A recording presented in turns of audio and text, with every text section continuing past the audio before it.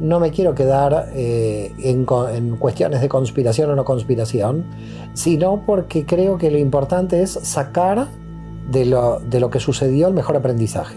Por activa y por pasiva, tanto en el judaísmo como el cristianismo, son teologías que no pueden soportar el sentido común ni preguntas de evidencia histórica ni teológica. El Mesías está dentro de cada uno. Y cuando en el Evangelio de Lucas el propio Jesús, el propio Rabí Yoshua le dice: el reino está dentro de vosotros, porque no lo busquen aquí, no lo busquen ahí. Decir que alguien del exterior me viene a salvar es lo mismo que decir, en otros términos, que yo soy impotente para hacer algo que tengo que hacer.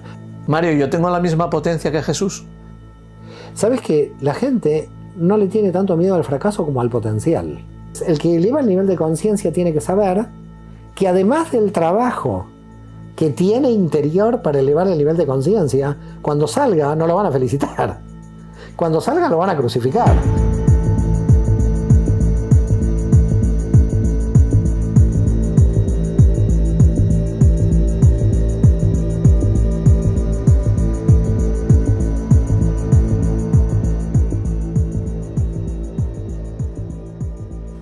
Bueno, Mario, siguiendo uno de tus axiomas, los secretos tienen que ser revelados.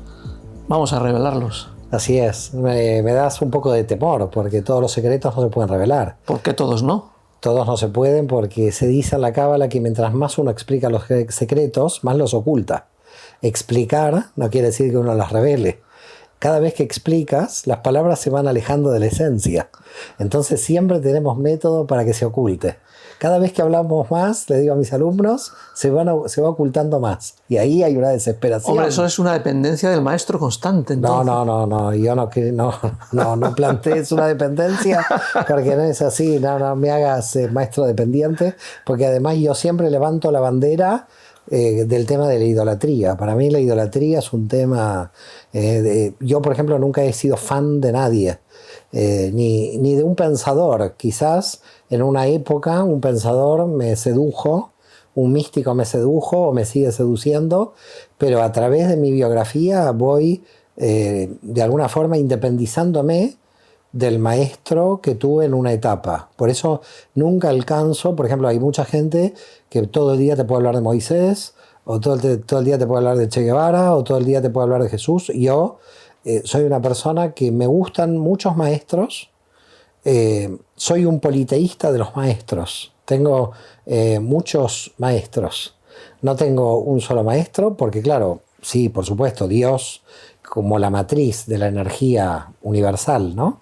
Es el gran maestro, pero para mí todos son instrumentos. Mario, por contextualizar esta charla que estamos teniendo en el momento concreto de la historia, año 2023, mes de junio, los últimos 3 años que hemos vivido a nivel social han sido convulsos. No es una percepción particular, que la es también, sino porque ha sido constatada por muchas personas.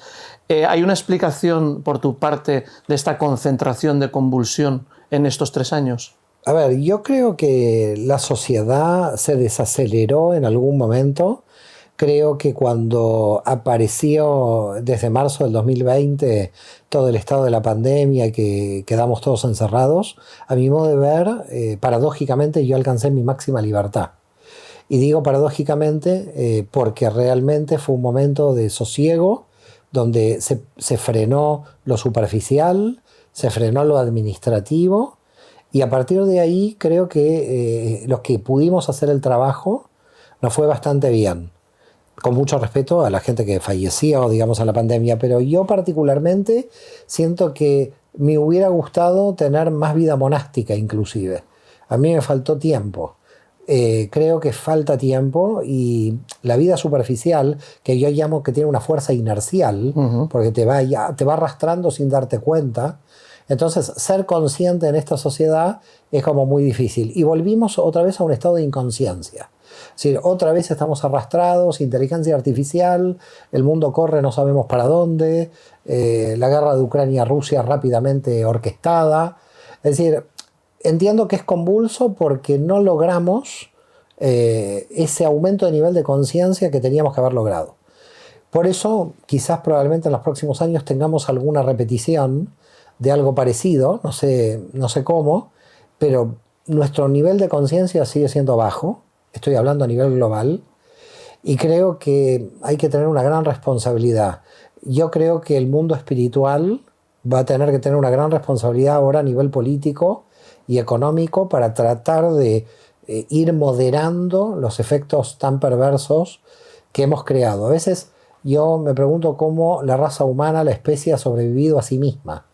Es decir, para mí tendríamos que haber desaparecido hace tiempo, porque tenemos una serie de características que no son ventajosas. Es más, hasta yo pienso que la naturaleza, dado que no nos entienda, no nos puede destruir. Es decir, somos tan extremadamente enigmáticos para la naturaleza que la naturaleza ya no sabe cómo pillarnos. Ahora, ese enigma que planteamos a la naturaleza, que para mí es parte de nuestra supervivencia, es un enigma para nosotros mismos. Entonces puede ser parte de nuestra supervivencia o parte de nuestra destrucción. Tal y como lo has mencionado, pareciera que la pandemia o el confinamiento está organizado por un bien para que aprovechemos ese tiempo para un despertar o para... Entonces, la teoría o las teorías que dicen que son unas fuerzas superiores malignas que han organizado todo esto, ¿cómo convive con lo que nos estás diciendo? Digamos, desde el punto de vista de la Cábala, hay un nivel superior y un nivel inferior en cuanto al mal. Lo que nos pase a nosotros como mal en nuestra vida, a cada uno de nosotros, en realidad dentro de un sistema mayor es para bien, para el sistema mayor, digamos. Ahora, ¿qué quiere decir bien y mal en estos? Porque son términos muy absolutos, hay que tener mucho cuidado. Hay siempre un tipo de mal que da luz, y hay que ver ese tipo de mal que me da luz, cómo yo puedo comprender esa luz. Es decir, el aprendizaje es la luz de cualquier tipo de mal. Es decir, si tú analizas tu biografía, la mía, la de cualquiera, vas a ver que los elementos o los momentos negativos de esa biografía dieron lugar a un cambio de nivel de conciencia. Siempre que hay como un golpe del mal, por eso yo no me quiero quedar en cuestiones de conspiración o no conspiración, primero porque yo no lo puedo probar, sino porque creo que lo importante es sacar de lo que sucedió el mejor aprendizaje. Si uno se queda solamente en el discurso negativo, entonces uno directamente entró en el juego ya del mal. Entonces, por ese motivo, se puede volver un discurso muy victimista. Es decir, ¿puede existir conspiración o no? Sí, puede existir. Pero a partir de ahí, bueno, ¿qué hacemos? Es decir, porque la pregunta es, ¿seguimos describiendo esa situación? Entonces nos podemos poner en un plan victimista. Entonces, desde el punto de vista de la Cábala, yo creo que no hay que tener plan victimista. Tenemos que olvidarnos de esto, y si de alguna manera un input, algo del exterior me está afectando, yo sacarle lo mejor posible de esto que me afecta. Fíjate que los grandes artistas, los grandes escritores a través de la historia, para hacer sus grandes obras la hicieron en las peores condiciones.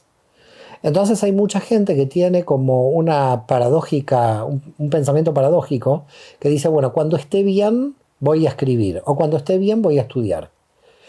Ese cuando esté bien, las condiciones quizás más desfavorables son en realidad quizás las más favorables. Mira, había un filósofo judío en Europa, creo que era alemán, Rosenzweig, que él escribió su mejor obra, La Estrella de la Redención, ya parapléjico, tirado en la cama, impartiendo sus enseñanzas a alguien que escribía por él. Y es su obra, podríamos decir, cumbre.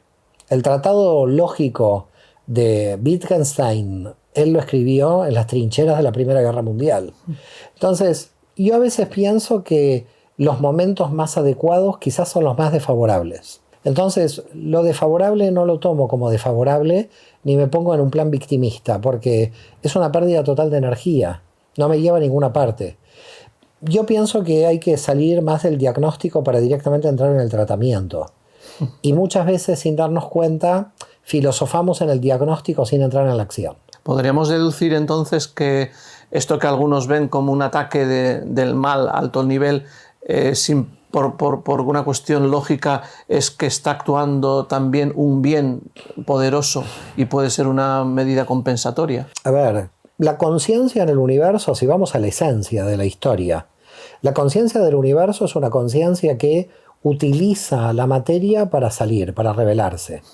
La raza humana en este momento es un instrumento para que esa conciencia se revele, pero no necesariamente si la raza humana pueda revelar hasta donde pueda revelar. Es decir, que básicamente podríamos nosotros desaparecer y la conciencia vuelve a aparecer en algún lugar del universo o ya apareció en otro lugar del universo. Entonces, hay una realidad esencial en el universo y es que la conciencia se revela querramos o no querramos. Y entonces hay unas fuerzas que están a contramano de esa revelación. A eso llamamos el mal.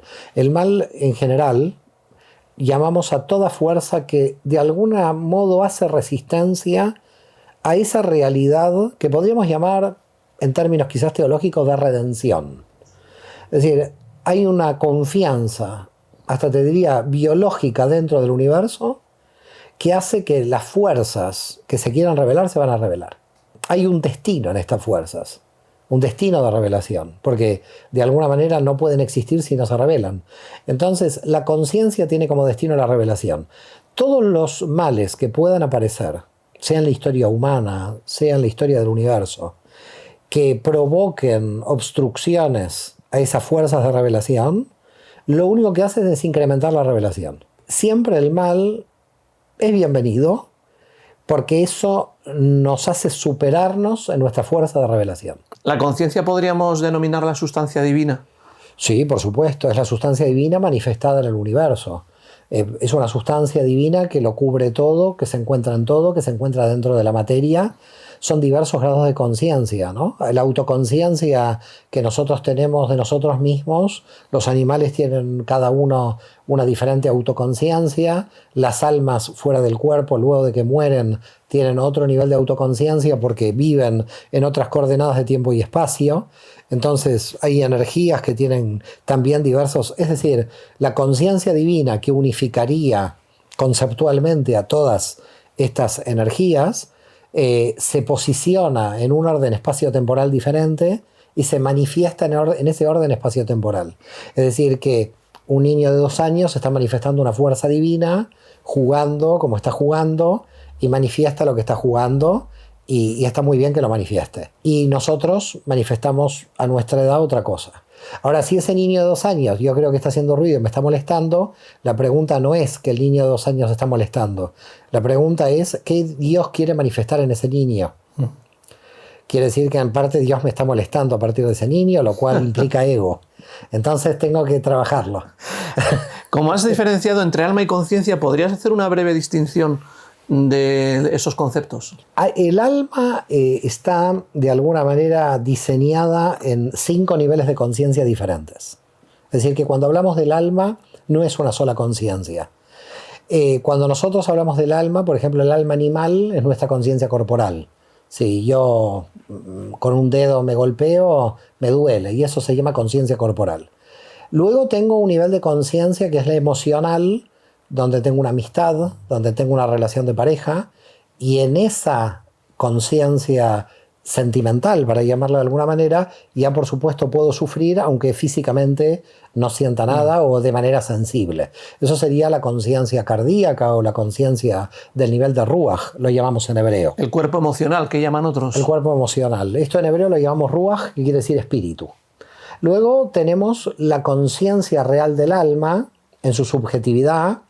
Dicen los cabalistas que se aloja en la mente, por eso cuando alguien muere el alma sale de la cabeza, no sale ni del corazón, ni del pie, ni de ninguna parte, que es el nivel de Neshama, que ese sí sería la conciencia de identidad subjetiva. Lo que pasa que, claro, es un poco difícil de explicar porque no es la identidad del sujeto en esta realidad, sino del sujeto que fue, porque nosotros, tú sabes, que experimentamos la rotación de las almas.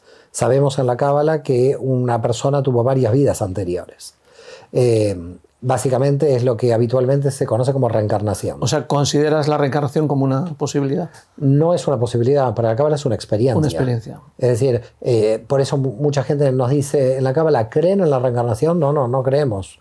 La conocemos, la vivimos, la experimentamos. No es una cuestión de dogma de la fe, no es una creencia. Por eso, por ejemplo, este tema, a los alumnos que no tienen experiencia de vidas pasadas, no se explica el tema.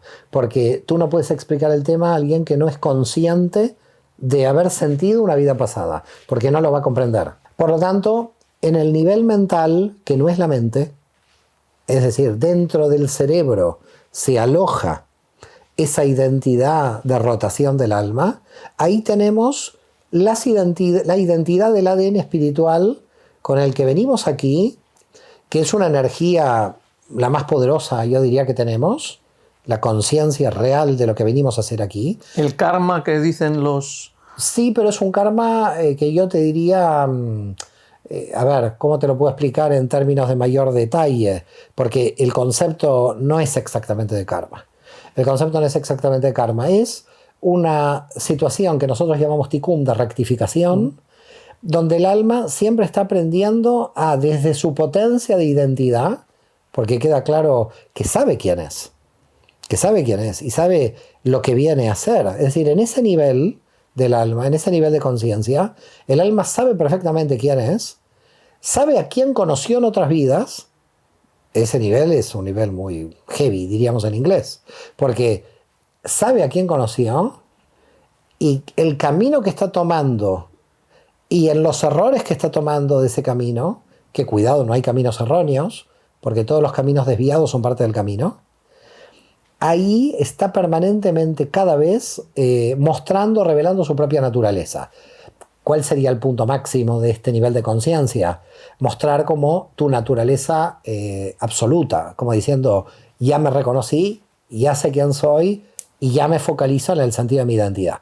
Luego, claro, me hablas de conciencia y del alma y estamos ya subiendo todavía a niveles superiores, porque dijimos que había 5 niveles, y en los 2 niveles superiores ahí se pierde la subjetividad.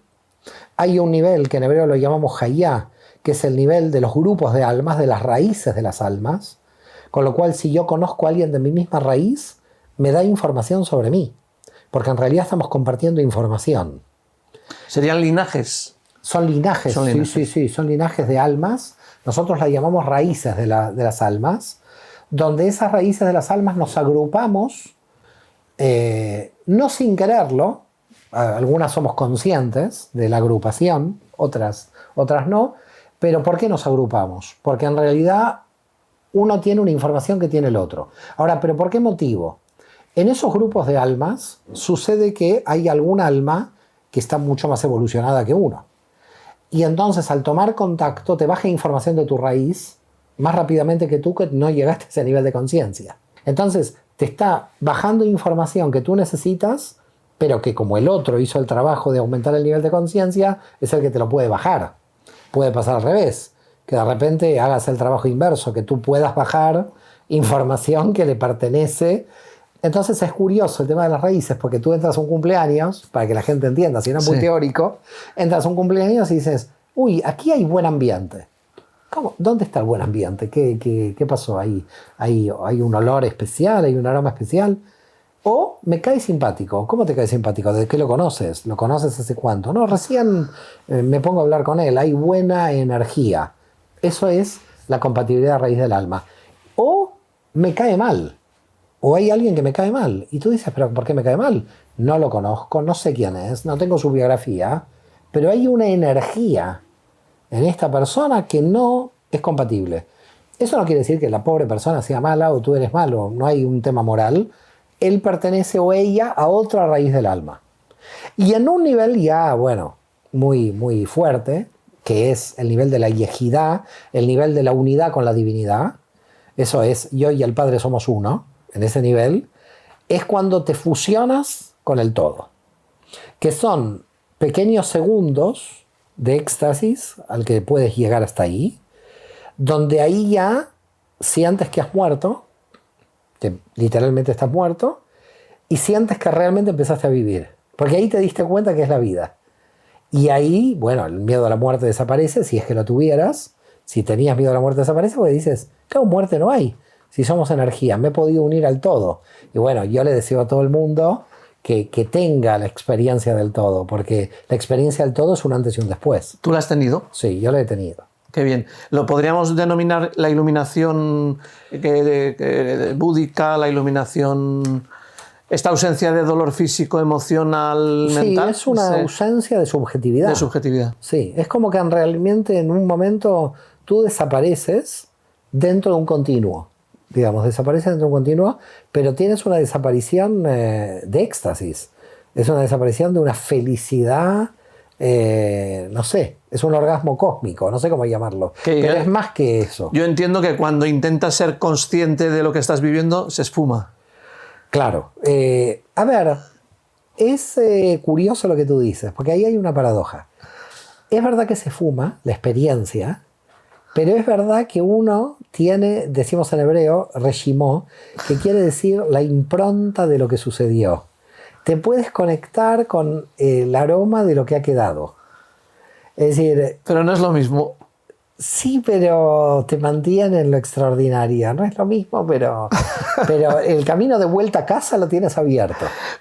Vamos. Me hace reír. Tu carita sospechosa me hace reír. Yo he tenido esa experiencia. Yo me di cuenta, claro. Esta cara revela... Yo la he tenido 2 veces y duró muy pocos segundos. Son 2 etapas de mi vida que duraron, sumadas, no llegan ni a medio minuto las 2, pero yo lo he sentido. Sí. Y la primera vez que me pasó me quedé sorprendido, y luego la segunda vez también, y tuve que consultar a un maestro qué es lo que me había ocurrido, y me dijo exactamente esto. Y bueno, pues doy gracias de haberlo vivido, y no sé si lo volveré a vivir, ¿no? Pero sí. Ahora que hemos hablado del Padre, con toda la humildad y el respeto, podemos hacer un viaje hacia el Padre o hacia Dios en la conversación, pasando por conceptos que entienda la gente. He leído tu último libro, Raz, el Mesías. Por cierto, te doy la enhorabuena por el libro. Gracias. Y recomendable a todas las personas. Y vamos a hablar de un tema polémico, que en el libro lo abordas, es la figura del Mesías. Las grandes religiones, cristianismo, judaísmo, el islamismo, no lo conozco del todo, pero hablan del Mesías. En el cristianismo, Jesús, se habla de que vino una vez y vendrá otra vez. Judaísmo espera la llegada del Mesías, y tú dices que ese Mesías exterior ni llegó nunca ni llegará, y el Mesías somos cada una de las personas desarrollando el potencial mesiánico y divino que tenemos dentro. Así es. Bueno, no me haré de muchos amigos, como verás con esta obra queda claro. Cuando la escribía decía, bueno, ya no sé dónde me voy a refugiar, en qué isla desértica. Pero bueno, yo, como tú decías antes de cámara, que cuando hablamos del tema del sentido común, que era aplicar el sentido común, bueno, se aplica el sentido común empezando por la historia, ¿no? Es decir, Abraham, en el texto de la Torá, cuando es llamado por la divinidad, no tiene intermediario ninguno, ningún Mesías que le salve. Él escucha la voz de Dios, vete de tu tierra a la tierra que te mostraré, y hay una relación directa de Abraham con Dios. Entonces, si uno busca el tema mesiánico en el texto bíblico, ¿dónde lo va a encontrar? Y lo va a encontrar en Isaías, lo va a encontrar en Ezequiel, lo va a encontrar en los profetas. Y los profetas son del 750 a.C. en adelante, y siempre buscando un descendiente de David. Por lo tanto, si el rey David es del año 1000 a.C. y el Mesías tiene que ser descendiente del rey David, desde la salida del pueblo de Israel de Egipto, en el 1300, hasta que aparecieron los profetas hacia el 700 a.C., 750, el pueblo de Israel no esperaba ningún Mesías. Y no esperaba ningún Mesías porque ni aparece ni en ningún lado del texto bíblico. Y ya tener 7 siglos o 6 siglos de ninguna esperanza mesiánica, porque nadie esperaba a nadie, ya es bastante sospechoso históricamente de que indudablemente es una idea que viene luego, viene a posteriori. Así que ya la historia desmiente de que tenemos la imposibilidad de vivir sin esta idea. Es decir, podemos vivir tan tranquilos porque históricamente el propio pueblo de Israel durante 7 siglos pudo vivir sin esta idea.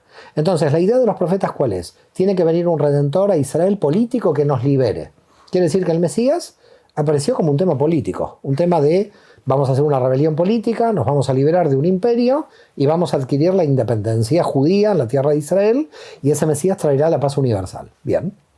El Estado de Israel se creó en 1948, no apareció ningún Mesías, y el Mesías tenía que traer la paz del mundo. Jesús vino, las guerras siguieron.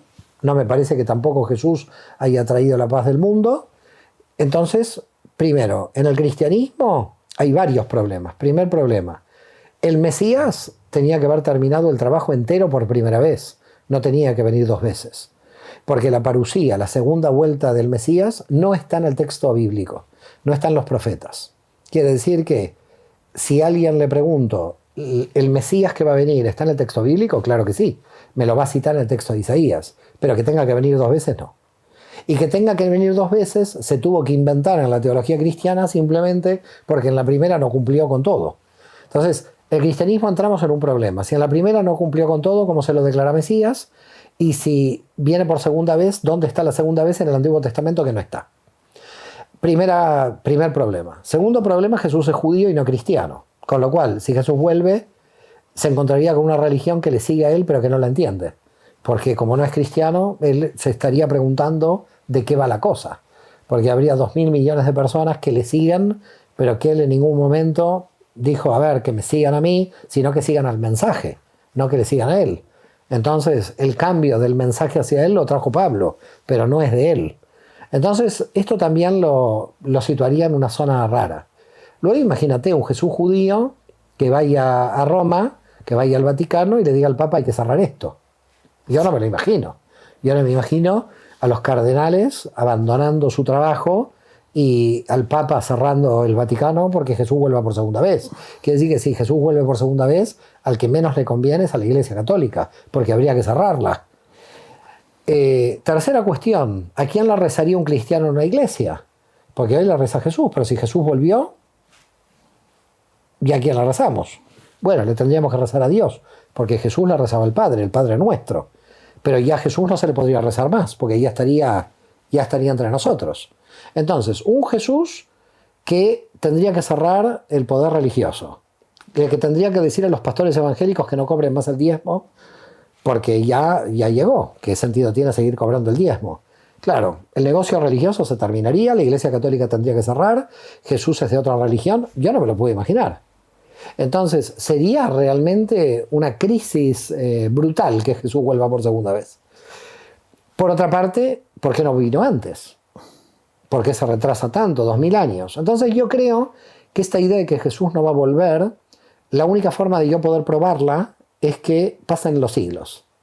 Que sigan esperando la gente hasta que llegue un momento que la gente se canse y diga, bueno, pasaron 2000 años, 2500, 3000, 3500 y aquí no llegó nadie. Así que desde el punto de vista del cristianismo todo esto lo veo muy difícil. Y desde el punto de vista del judaísmo lo veo tan difícil como el cristianismo. ¿Por qué motivo? Porque el judaísmo esperaba un Mesías que redimiera a Israel políticamente y el Estado de Israel se creó y no vino ningún Mesías. Entonces la función del Mesías que iba a venir a instaurar políticamente un Estado judío, sin Mesías se cumplió. Quiere decir que se construyó el Estado y el Mesías no apareció. Entonces, ¿qué tipo de Mesías estamos esperando? Bueno, muchos dirán que reconstruya el tercer templo.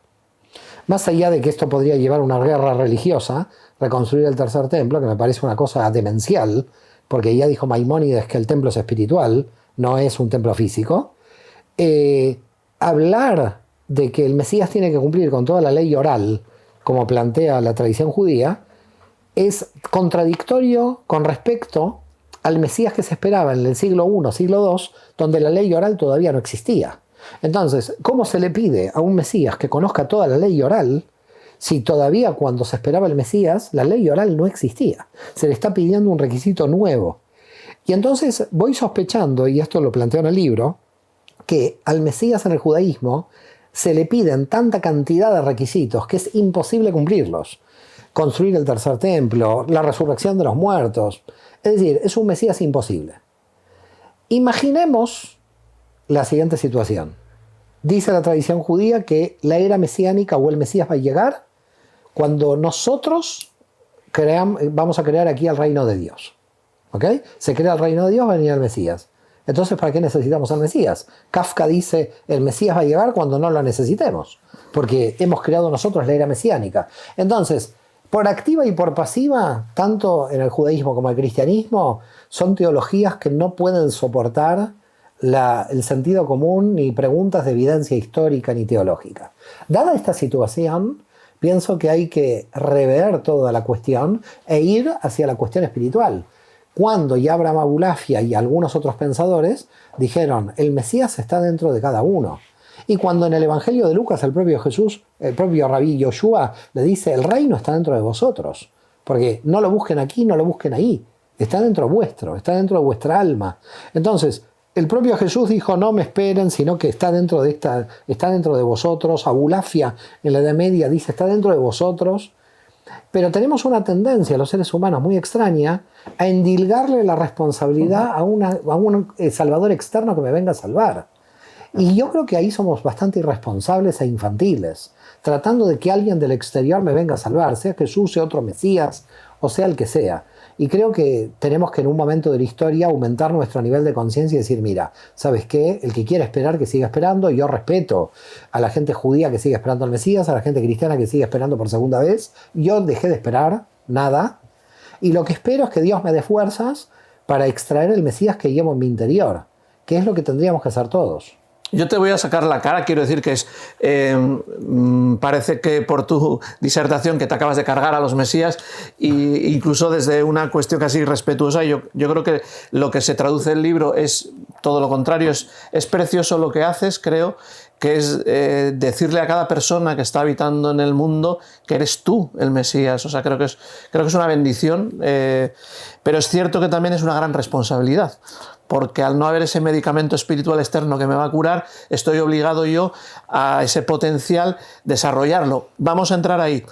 ¿Cómo desarrollamos ese potencial? Tú eres amante del conocimiento, que lo dejas claro en el libro, ¿no? No de una espiritualidad simplemente contemplativa, sino que es necesario, según tu punto de vista, el conocimiento. Bien, ¿cómo las personas que no siguen la tradición de la Cábala, por ejemplo, dónde buscan? ¿Cómo pueden empezar ¿dónde está ese conocimiento? ¿Cómo empezamos a desarrollar ese Mesías, a liberarlo, a que vaya ascendiendo los escalones? Mira, en principio tiene que haber un gran autoconocimiento personal, dado que si no hay autoconocimiento personal siempre está el desafío de las tinieblas, de la parte oscura.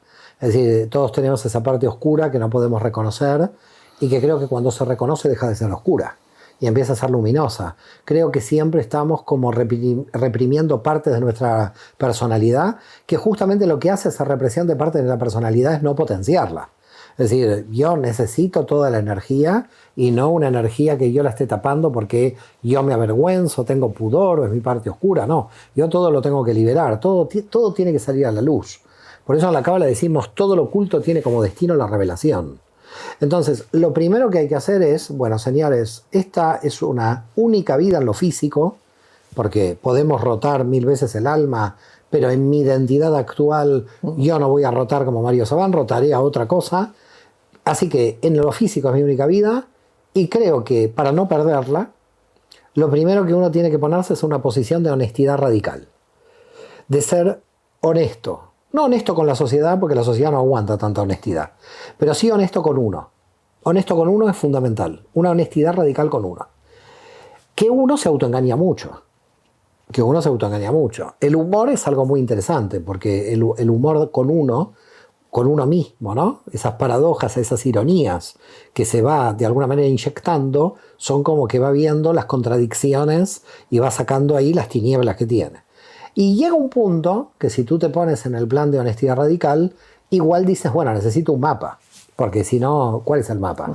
En la Cábala tenemos el árbol de la vida, que es un mapa de 10 dimensiones, donde estudiamos las 10 dimensiones, y al estudiar esas 10 dimensiones estamos buscando qué tipo de desequilibrios hay. Cuando hay un desequilibrio en el alma, y dejo la cuestión moral, porque yo muchas veces digo que lo más importante es la fidelidad a sí mismo. Así que luego la moral es social, es un esquema cultural, no es la realidad de la honestidad interior. Así que nosotros un poco nos volvemos locos porque mezclamos la honestidad interior del alma con la adaptabilidad social a nivel moral. Eso hay que tenerlo primero claro. Yo no tengo que hacer show a nadie al exterior cuando yo me encuentro en mi honestidad personal, conmigo. Y cuando yo entro en ese autoconocimiento y veo que hay un desequilibrio, que yo lo siento que es un desequilibrio, que socialmente puede ser aceptado. Esto es lo curioso.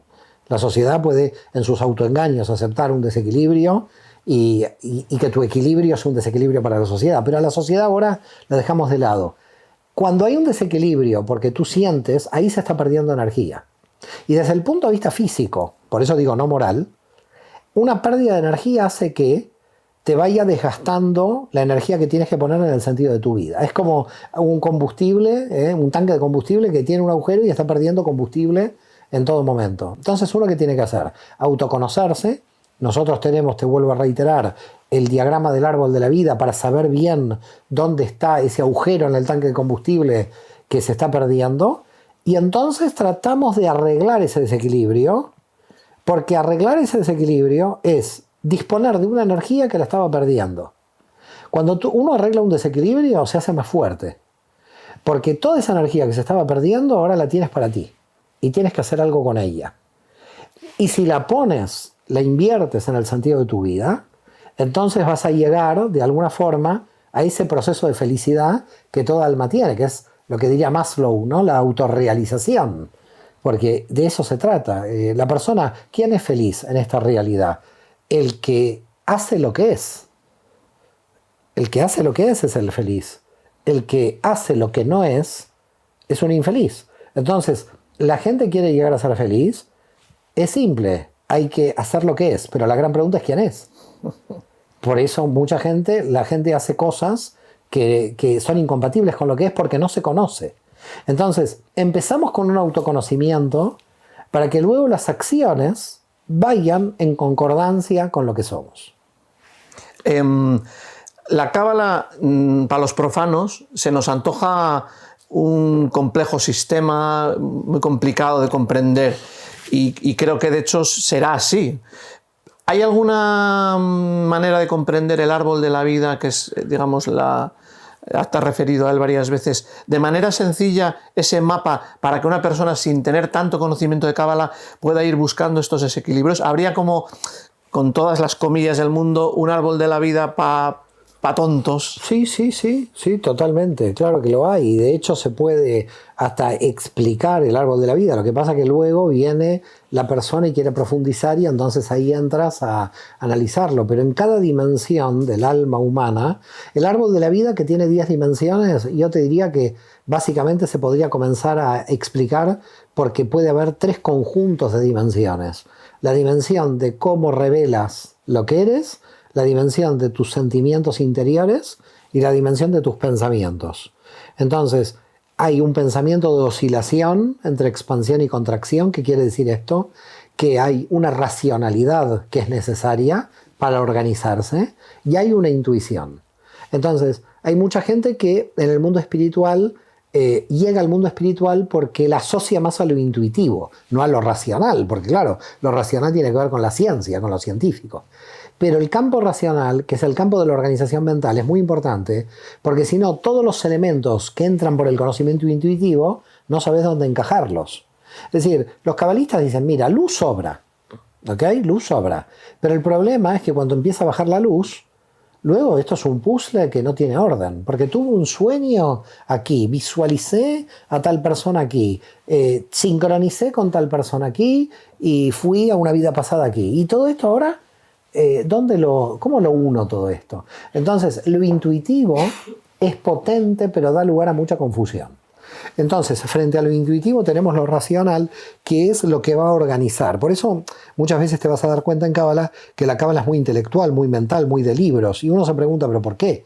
Tanta complejidad a veces para algo tan sencillo. Porque tenemos que tener una estructura que nos permita que esto que estamos recibiendo encaje.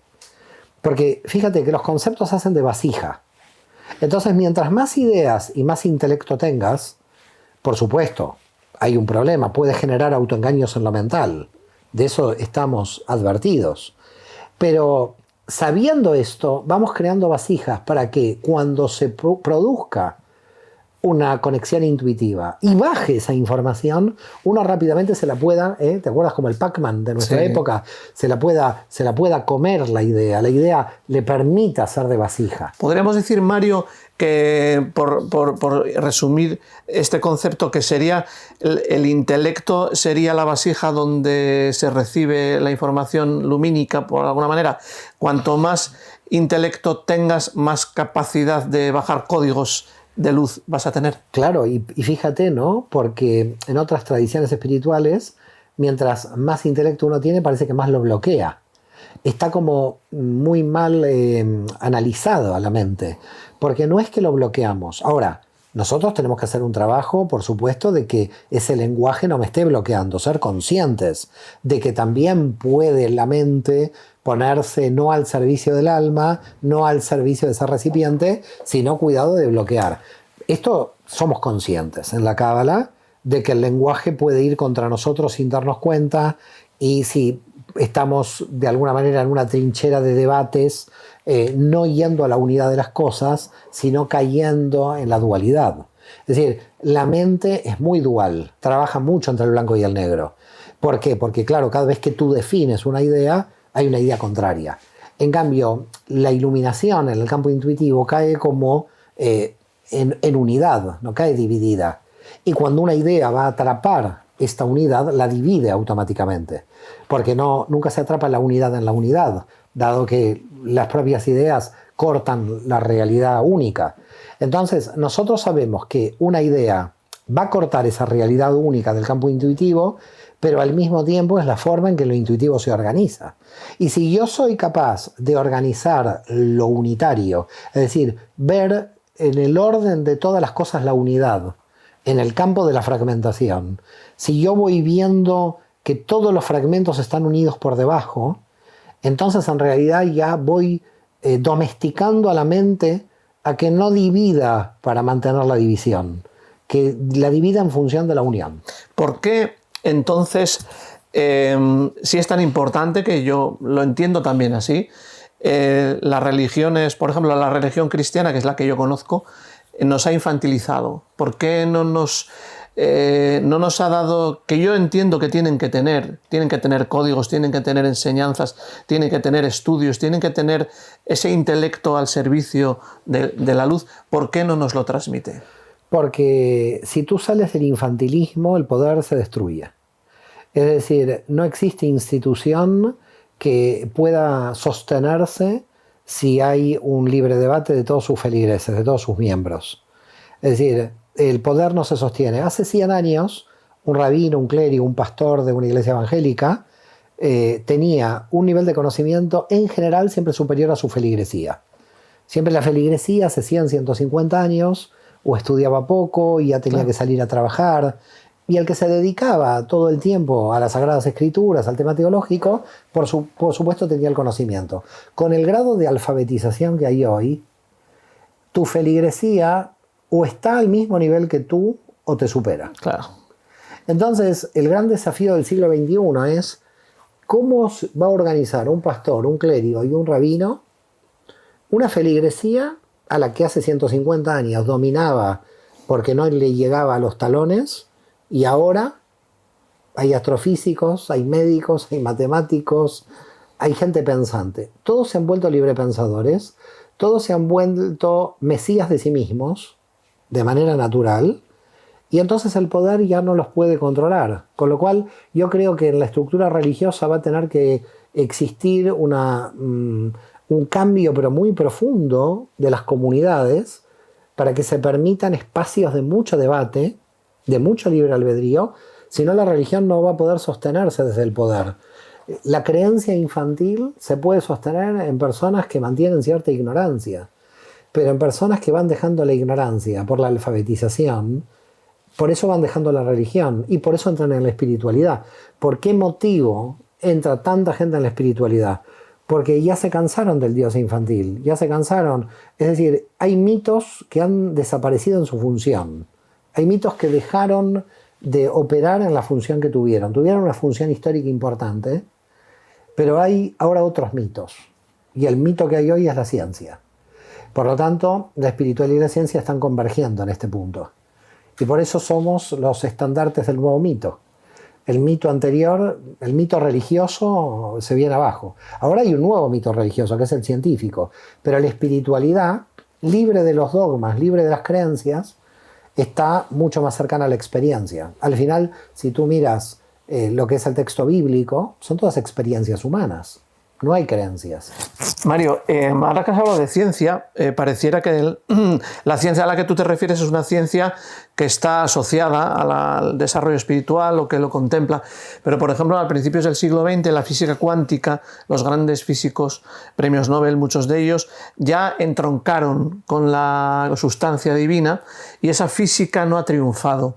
Fue la propia ciencia la que le relegó y que no ha avanzado. Entonces, estamos también ahora viviendo una ciencia limitadora a la hora de asumir la sustancia divina en todo lo que le envuelve a la propia ciencia. Totalmente, totalmente, porque tú tienes que pensar que los científicos no vinieron de otro planeta, es decir, esos científicos se han educado bajo el paradigma dogmático de las religiones de sus abuelos. Entonces, aunque ellos sean ateos o agnósticos, porque esa es la moda en el mundo científico, ellos tienen patrones dogmáticos heredados. El dogmatismo, aunque tú cambies de partido político, lo sigues heredando. Es decir, que pues, si eres un dogmático de izquierda y te has vuelto de derecha, te llevas el dogmatismo a la derecha. Es decir, no por cambiar de bando político terminas con tu dogmatismo. Con lo cual, y esto, bueno, la historia española con la guerra civil es un caso típico de un dogmatismo dual, ¿no? Todo el mundo era dogmático y los moderados terminaron entre los dos bandos. Este es un caso de un país altamente dogmático y por eso enfrentado. Pero lo que se enfrentaba era lo mismo en el fondo. Por lo tanto, lo que nosotros estamos llamando espiritualidad es salir de la dualidad. Salir de la dualidad no es fácil porque siempre hay una tentación dual. Siempre hay una tentación dual. En el momento en que tengo un yo como sujeto y los otros de fuera, ya hay un dualismo existencial. Hay un dualismo de estructura, yo y los demás. Por lo tanto, claro, si yo me difumino, quedan los demás, me estoy humillando, y si yo me enaltezco en esa dualidad, me pongo soberbio y el ego se me viene encima. Entonces, la dualidad es peligrosa, o porque me humillo o porque humillo a los demás. Entonces, ¿cómo se sale de esa dualidad? Y bueno, se sale con mucho trabajo interior, entrando otra vez en el continuo de la unidad, y eso es lo único que te salva. Es decir, al final de eso se trata el amor. El amor es una búsqueda de la unidad. Cuando yo amo al otro es porque estoy tratando de unirme, digamos, a ese otro. Entonces, el amor tiene esa energía, esa potencia. Fíjate que amor en hebreo tiene tiene 4 letras. 2 de las letras son del tetragrama, del nombre de Dios. Pero las 2 letras del tetragrama, una es femenina y otra es masculina. Así que está uniendo lo masculino y lo femenino dentro, digamos, de la palabra amor. Y luego, las otras 2 letras de la palabra amor en hebreo, que es Ahavá, es un Aleph y una Bet. Es decir, 2 que se sienten uno, pero que siguen siendo 2 al mismo tiempo. Entonces, mantenemos nuestra dualidad, porque existimos en la dualidad, con conciencia de unidad. Y esto es dificilísimo, porque realmente la dualidad me obliga muchas veces a romper la conciencia de unidad. He aprendido una cosa curiosa, que tenemos esta ciencia en teoría descreída por la herencia de una religión dogmática. Totalmente, claro que sí. Nosotros, esa racionalidad cerrada, por ese motivo James Hillman dice, hemos reemplazado el infierno teológico por la depresión psicológica. Es decir, estamos lo mismo. El tipo que tiene una depresión psicológica hoy es porque estuvo en su momento en un infierno teológico, en otra época, porque no había psicología. Entonces nosotros hemos laicizado el dogma. Y por ese motivo, si tú vas a las universidades, y Lacan ya lo vio, fíjate, porque a Lacan le dijo, usted investiga mucho, usted investiga en la universidad. Entonces Lacan dijo, es incompatible la investigación en la universidad. La universidad está para controlar el saber, no para investigar. Entonces, si tú entras a una universidad te vas a dar cuenta la reiteración de los programas, la reiteración de los temas. Hay poca investigación. Es decir, investigación fuerte está fuera de las universidades. ¿Qué pasa con los investigadores en las universidades? El pez que se muerde la cola. Están basados en becas, que son anuales o bianuales. Mientras tú tienes una beca, sabes que estás investigando qué hacer cuando termine la beca para obtener otra. Entonces, en las universidades lo que sucede es que todo el mundo investiga la nueva beca antes que la beca anterior se le finalice. Y está la desesperación de tener la nueva beca que te reemplace la otra, que no tienes tiempo de investigar. La única forma de investigar es fuera de la universidad. O sea, has institucionalizado la propia investigación. La investigación desapareció. No hay investigación. Hay una serie de supuestos investigadores que están necesitando becas por un tema económico. Yo creo que a un investigador hay que darle una beca 20 años para que no esté buscando becas cada 2 años y de ese modo que investigue en serio. Mario, volvemos al tema del Mesías. En tu libro dices también que ponerle a otro de fuera la responsabilidad de que te solucione el sufrimiento, que se trata, ¿no?, de esto, pues no está bien. Pero yo pregunto, decirle a las personas que tienen dentro el Mesías, ¿no podría tener también un grado de autocomplacencia? Ya que soy el Mesías, me relajo, ¿no? Es decir, la semilla está, pero vuelvo a lo importante de la práctica, del autoconocimiento. ¿Eres tú partidario de la práctica diaria? ¿Eres partidario...? Me sacas una sonrisa. ¿Sabes por qué me sacas una sonrisa? Porque la autocomplacencia es un desequilibrio de la persona. Entonces, es posible que lo lleve a la autocomplacencia, pero yo no puedo hacer nada porque él es el Mesías de sí mismo. Así que él tiene que luchar contra su autocomplacencia. Es decir, si tú me pides que yo le arregle la autocomplacencia, me parece bien el Mesías de él. Entonces, la única forma de responderte es que él trate de luchar contra la autocomplacencia. Es decir, él tiene las herramientas. Mira, el tema es el siguiente. Decir que alguien del exterior me viene a salvar es lo mismo que decir, en otros términos, que yo soy impotente para hacer algo que tengo que hacer, que necesito un papá, una mamá o un alguien, es decir, me infantiliza. ¿Estamos de acuerdo? Entonces, si yo digo, no tengo la potencia para hacer lo que voy a hacer, ¿qué implica eso? Implica de que yo entiendo que Dios no me dio a mí la potencia para hacer lo que tengo que hacer. Entonces, la pregunta es, Dios es un macabro conmigo, porque si Dios no me dio a mí la potencia y me dio solamente la actitud de espera para que me venga a salvar otro, entonces me hizo una marioneta de la historia. No. Yo tengo que entender que Dios me puso en mi interior la potencia para que mi alma pueda lograr las cosas que pueda lograr. Mario, ¿yo tengo la misma potencia que Jesús? Todos tenemos la misma potencia que todos. Solamente que puede que no tengamos el mismo nivel de conciencia, pero sí la misma potencia. No confundamos potencia con conciencia. ¿Por qué unos tienen más nivel de conciencia? Porque lo han trabajado previamente. Porque lo han trabajado más. En otras... Pero potencia tenemos todos. Es decir, todos tenemos la potencia, nosotros tenemos la potencia para ser excelentes bailarinas. ¿Sabes por qué no lo somos? Porque nos gusta comer y porque no estamos 8 horas bailando. Pero la persona que se cuida, la persona que físicamente se cuida, la persona que está 8 horas bailando, al final va a ser lo mejor que puede el baile. Por supuesto, no va a ser quizás el gran bailarín mundial, pero no importa, pero va a desarrollar una gran potencia en lo que hace, porque se ha focalizado ahí. Entonces, la cuestión, ¿dónde está? La cuestión es, nosotros potencialmente tenemos al matemático, tenemos al físico, tenemos al políglota. Nosotros potencialmente, por eso la conclusión que se llega desde el punto de vista de la Cábala, y esto te va creo que impresionar un poco, porque cuando yo lo leí, lo descubrí, lo trabajé, me llamó la atención. Nosotros le tenemos miedo a nuestro potencial. ¿Sabes que la gente no le tiene tanto miedo al fracaso como al potencial? Porque en el potencial, cuando sale el potencial, sale una nueva personalidad. Es decir, hay una cuestión. Mira, en la persona que dice que fracasa o que algo le fue mal, tiene una ventaja que es la misericordia social. Nosotros le tenemos mucha misericordia al débil. Entonces, alguien que fracasó tiene asegurada la misericordia social. Alguien que tuvo éxito no tiene asegurada la misericordia social. Tiene mucho más obstáculos satánicos. Por lo tanto, alguien que tuvo un éxito, en el fondo, tiene una doble lucha contra la sociedad, que lo ve como sospechoso del éxito que tiene, y contra sí mismo, porque tiene que permanentemente trabajar sus tinieblas. No hablo de éxito económico, queda claro, estoy hablando del éxito espiritual, en que el alma sepa lo que tiene que hacer. ¿Estamos de acuerdo? Entonces, claro, es una cuestión curiosa elevarse en el nivel de conciencia, porque el desafío de elevarte en el nivel de conciencia, en un nivel muy alto, es que te van a crucificar. Valga la metáfora, ¿no? Es que la metáfora no tiene nada de metáfora. Claro. Es decir, la metáfora es muy literal. Es decir, si tú tienes un nivel de conciencia que puedes debatir con todos los fariseos, que puedes demostrar que el poder está aliado con el poder del imperio, que está aquí, que está allá, es que te van a crucificar. Entonces, el que eleva el nivel de conciencia tiene que saber que además del trabajo que tiene interior para elevar el nivel de conciencia, cuando salga no lo van a felicitar.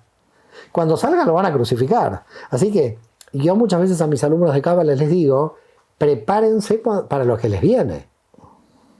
Porque lo que les viene es cada vez más difícil. Hay gente que, por ejemplo, eleva su nivel de conciencia a los 5 años, no puede hablar con su pareja. Porque claro, la pareja no va en el aumento de nivel de conciencia en equivalencia. Y de repente en 5 años no está pudiendo hablar con su pareja porque no hay diálogo. ¿Y cómo no hay diálogo? Porque aumentaste el nivel de conciencia y ahora te interesan temas de más profundidad y a la otra o otro le interesan temas más superficiales. Entonces, claro, ¿cuál es el precio a aumentar el nivel de conciencia? La soledad del Quedarse éxito. solo. La soledad del éxito. Del éxito interior. Del éxito interior. Porque además porque te ven en paz.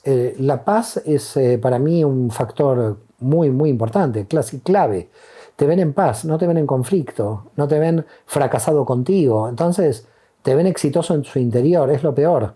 Porque hay gente exitosa en lo material, pero fracasados en su interior. Pero el éxito interior es indescriptible, te trae una gran felicidad, pero indudablemente los demás proyectan que no pueden hacer nada con sus tinieblas. Es decir, el que realmente avanza en su conciencia crea en el entorno una proyección negativa porque éste se está salvando. Es decir, el primero que en una familia trabaja su rectificación del alma y se intenta equilibrar es el primer enemigo familiar porque está desequilibrando la estructura. Todos los demás lo están viendo a esta persona, a este personaje, como el que está haciendo un trabajo que los otros no fueron valientes de hacer. Entonces, no hay una reconciliación entre el desarrollo espiritual de una persona, esa paz que ha encontrado, el amor que puede llegar a compartir y su presencia en la sociedad. ¿Siempre estamos obligados a que haya conflicto? No necesariamente. Por supuesto, los que están en el mismo camino de aumento de nivel de conciencia te acompañan, pero viven muchas soledades familiares. Las familias, que son estructuras equilibradas por los desequilibrios de sus miembros, hacen que cualquier miembro que intente el equilibrio desequilibra la estructura. Entonces, por supuesto, entre los alumnos, entre los compañeros, también hay parejas que pueden juntas elevar su nivel de conciencia. Por supuesto, no en todos los casos sucede esto, pero en muchos casos sucede que el camino espiritual no es un camino de rosas, es un camino de rosas para uno, pero que tiene un desafío en el exterior. Es decir, el exterior sospecha de tu felicidad interior y te puede poner motes, ¿no? Está en una secta o está chiflado, está mal de la cabeza, se le va la olla, etc. Es decir, en definitiva, lo que hay que siempre advertir a la gente es que, por supuesto, va a encontrar gente que te acompañe en el aumento a nivel de conciencia, pero no necesariamente todos, porque les estás haciendo de espejo del trabajo que está postergado. Es decir, el que avanza refleja la tiniebla de la procrastinación del otro. Es decir, la potencia del alma de uno refleja la impotencia del otro. Si el otro tiene tu misma potencia, hacen sinergia, se encuentran felices. Dices, ay, mira qué bien, él lee, yo leo, él estudia, yo estudio, estamos... Es decir, hay una situación de admiración. ¿Y cómo actuamos en sociedad, digamos, para que se aproveche la sociedad de lo que hemos encontrado? ¿Cuál es la manera? Desde la sutileza, utilizando disfraces, utilizando, pues eso, el amor al prójimo, así de una manera genérica, sin decir demasiado. ¿Cuál es la manera para no romper la sociedad? Yo creo que la manera es seguir con el camino de tu alma, porque la luz no pretende iluminar, ilumina por sí misma. Entonces, yo no creo que la luz tenga que ser evangélica, en el sentido de evangelizar al otro.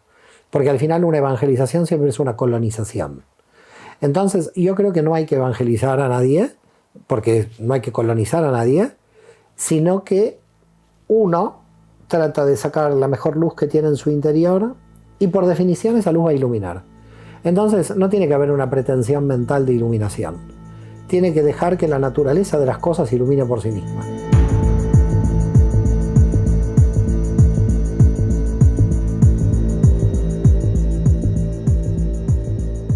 Volviendo a la figura de Jesús, porque creo que muchas de las personas que van a estar viendo esto tienen una cultura cristiana, yo entendí en una interpretación mía muy básica de la Biblia entera, es una cosa mía, que en el Antiguo Testamento Dios estaba externo, fuera, Él otorgaba, Él castigaba, Él daba, Él quitaba, Él decía.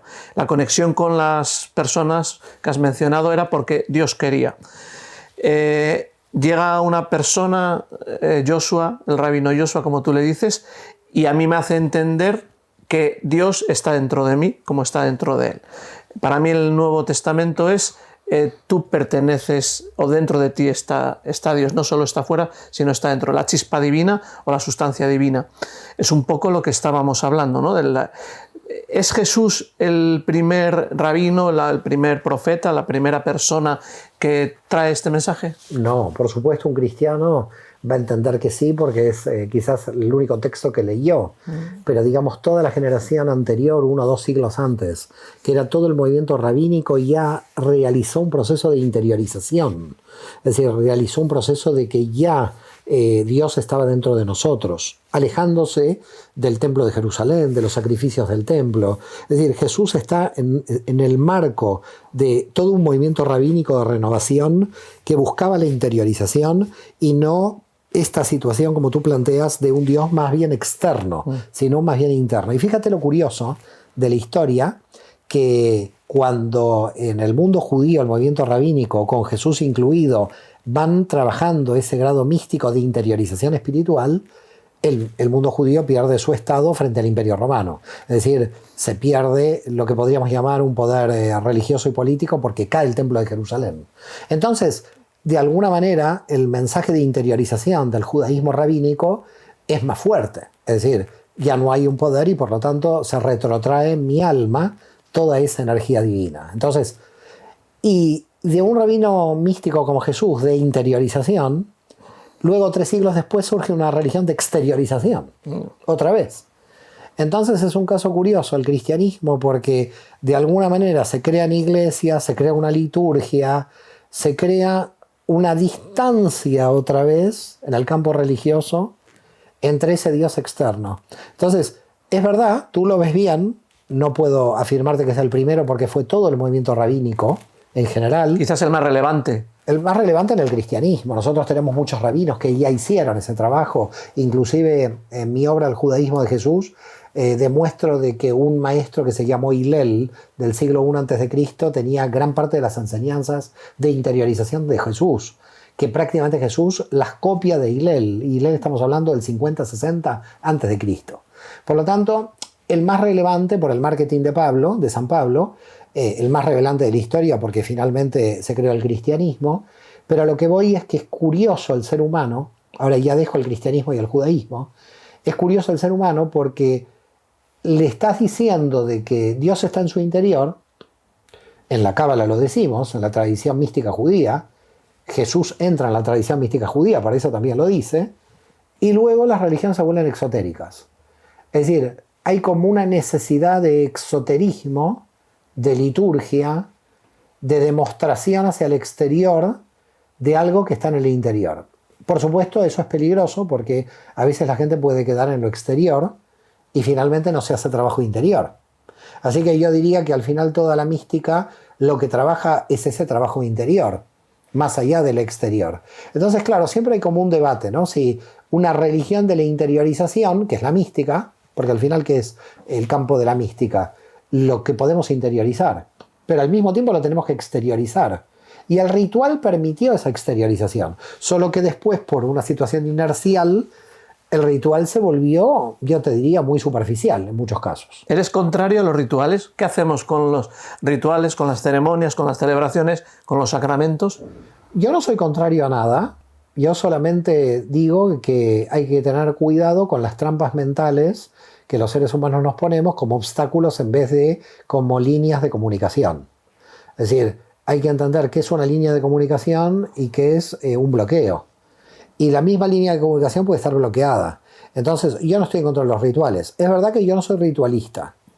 Yo soy muy sospechoso de los rituales mecánicos. Yo prefiero el ritual que tenga un sentido profundo. Mira, Yehudá Nasi, que quiere decir nací en hebreo el príncipe, Judá el príncipe, en el siglo III decía, a principios del siglo III, fue amigo de Alejandro Severo, uno de los emperadores romanos, o de Septimio Severo, uno de los severos. Y Judá Nasi decía que él solamente rezaba una vez por mes. Y está en el Talmud. ¿Por qué? Porque rezaba cuando sentía. Claro, un ortodoxo hoy que reza 3 veces por día, decirle que un hombre en el siglo II, de los más sabios de la historia de Israel, rezaba cuando realmente lo sentía, realmente es de una innovación total. Y lo dijo en el siglo II, no es en el XXI. Entonces, ahí te das cuenta de que hay mucho rezo mecánico y que el que reza, yo como voy a estar en contra del rezo, si su corazón quiere rezar y su alma está diseñada para ese camino, me parece fantástico que lo haga. Es decir, si el alma de una persona en la liturgia, en el rezo, yo realmente me confieso que cuando entro a un rezo, sea en cualquier lugar, no me pasa solo en la sinagoga a la que pertenezco, entro a una iglesia, a un coro o a una mezquita, el llamado a la oración del muazín, yo siento, es decir, a mí algo se me mueve. Es decir, a mí no se me mueve solamente en mi identidad.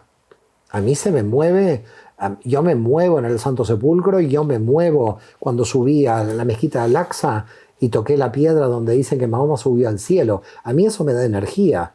Y eso yo creo que es Dios. No podemos encerrar a Dios en nuestra identidad. Yo soy rezador y soy ritualista. Y yo creo que, como tú dices, si simplemente el rito está hecho sin sentir o sin pensar como una mecánica, creo que puede ser una trampa mortal, pero como vasija contenedora yo creo que puede funcionar. Es mi experiencia personal. Totalmente. Yo creo que de todo lo que estamos hablando, las religiones, porque tienen dos caminos, o desaparecer o evolucionar inteligentemente para poder seguir siendo útiles, que no sé, bajo tu punto de vista, si tienen que seguir siendo útiles. Mira, yo no puedo dictaminar, digamos, no soy Nostradamus para hacer profecías tan largas, pero dicho sea de paso, Nostradamus fue nieto de un cabalista. Hay gente que no lo sabe, lo decimos. Pero digamos, a lo que voy sí es a percibir algo en la sociedad que me parece algo muy interesante que tenemos que evaluar. Y es, nunca en la historia, como la estamos viviendo hoy, la velocidad social fue de tal aceleración. ¿Qué quiere decir esto? Que si tú vas a la juventud actual, la aceleración de la modernidad es altísima. No estoy criticando, sino describiendo lo que está pasando. Es decir, hay una gran aceleración de cambios y modificaciones sociales. Las instituciones van muy lentas, tanto políticas como religiosas. Y pensar todavía en la Iglesia Católica que un divorciado no puede comulgar, me parece que el día que digan que pueda comulgar, ya vamos a estar, la inteligencia artificial va a estar creando nuestras parejas. Entonces, las instituciones van como muy lentas en sus procesos, son muy conservadoras. ¿Por qué las instituciones son conservadoras? Porque conservan sus puestos de trabajo. Entonces, ninguna institución va a ir demasiado rápido. Entonces, las religiones están basadas en instituciones de siglos, que van muy lentas. Entonces, mientras se desarrolla la inteligencia artificial, estamos estudiando a San Juan Crisóstomo, San Agustín. Entonces, la aceleración está poniendo en una situación no de jaque a las religiones, sino de indiferencia. Es decir, las instituciones no se caen por un Lutero, por un cisma, porque al final los cismas, los herejes, les dan fuerza a la religión. Es decir, si hoy habría un Lutero en los medios de comunicación, hoy no tendría ni 2 personas que lo escuchan, porque no tiene fuerza, porque la modernidad ya avanzó a tal punto. Quiere decir que ni los cismas ya sirven para levantar el fervor religioso. Mira qué triste que hemos llegado. Antes por lo menos los herejes daban fiesta, pero hoy ni eso. No. Hoy ni eso. Entonces, yo creo que las instituciones tienen que ser no inteligentes, pero tienen que ser muy sabias para alcanzar a la aceleración que está habiendo a nivel social, y temo que no sé si están preparadas. Creo que están quedando como sectarias. Creo que nuestras religiones quedan sectarias. La masa de la población en un lado, católicos, evangélicos, judíos como sectas, pero no como representantes globales, de religiones globales. Y por otro lado, una espiritualidad que has mencionado, en la que es un saco de un montón de filosofías, no hay a veces rigor, no hay un camino claro, y también puede haber una sensación de que eso no lo organiza nadie. Te encuentras gente que se une pero discrepan, pero no saben por qué, no hay método. Esta espiritualidad a la que tú aludes a veces como contemplativa, sin un conocimiento, ¿qué evolución tiene? ¿Se podría conformar en algún momento en una nueva religión, o va a ir desapareciendo y disolviéndose? Yo creo que hay condiciones mundiales para la aparición de una nueva religión. Sí, sí. Yo lo veo hace por lo menos 20 años esto. Así como el mundo árabe estaba preparado para el nacimiento del Islam en su momento, o el Imperio Romano preparado para el nacimiento del cristianismo, hay coordenadas. Sería una religión realmente sui generis, porque permitiría el libre debate de todo el mundo, lo cual, como religión, ya te vuelvo a repetir, muy sui generis en cuanto a qué uniría a las personas. Pero yo te diría que hay una situación de necesidad espiritual que en este momento vive, como tú bien dices, en una anarquía. La Cábala me parece que tiene un gran método. Si tú te lo pones a pensar, las revoluciones espirituales en Occidente, la primera fue egipcia, porque el pueblo de Israel salió de Egipto. La segunda fue judía, porque Jesús nació del judaísmo. Y la tercera fue árabe, porque Mahoma se desarrolló en Arabia. Entonces, prácticamente podríamos decir que las 3 fueron del Medio Oriente, de Egipto, Israel o Arabia, ¿no? Y yo creo que ahora se corrió un poco hacia Europa y América Occidental la espiritualidad. No sé si está tanto en Oriente. En Oriente se ve mucho fanatismo, más que espiritualidad, también la hay. Pero yo creo que Occidente, sobre todo, va a tener un resurgimiento espiritual. Y lo tiene, ya de hecho lo tiene. Sí, antes de acabar y de agradecerte todos los códigos que has dejado, ¿no? Son códigos yo creo que buenos para las personas, son reconciliadores, son generosos, son amables, son acogedores. Yo creo que nos has acogido en un mundo que nos puede asustar un poquito, y creo que has sido comprensivo también con los mundos de los demás, porque no he notado en ningún momento ni soberbia ni una mirada altiva, sino todo lo contrario, humildad, que eso para mí es fundamental. ¿Nos puedes dejar un mensaje corto de mañana una persona que quiera empezar a reconducir su vida, o que haya sentido al escuchar esto, como dices, a esa emoción que te produce a ti la música? Algo, pongámonos a trabajar ya. Mira, yo creo que lo primero es escuchar su alma, escuchar realmente lo que quiere ser, lo que es.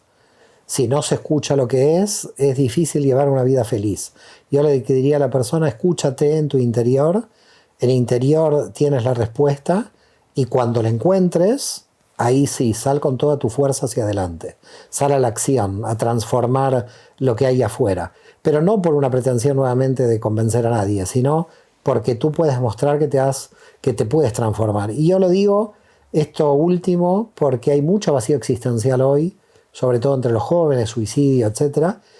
Y yo creo que la esperanza no es una creencia. La esperanza es una experiencia, no una creencia. Y cuando alguien se autoarenga, como tú decías, se automotiva, porque sabe quién es, sabe lo que puede dar, es porque la vida realmente se le volvió a un camino de felicidad. Así que un mensaje desde mi experiencia personal es: levántese, transfórmese, arriésguese, sobre todo no tenga miedo. No tenga miedo porque lo peor es en el último momento de tu vida dejar algo pendiente. Que no quede nada pendiente, inclusive un desequilibrio. Inclusive un desequilibrio es mejor ponerlo en la acción antes que quede pendiente. Muchas gracias, Un placer, Mario. un placer. Un gusto. Igual. Gracias.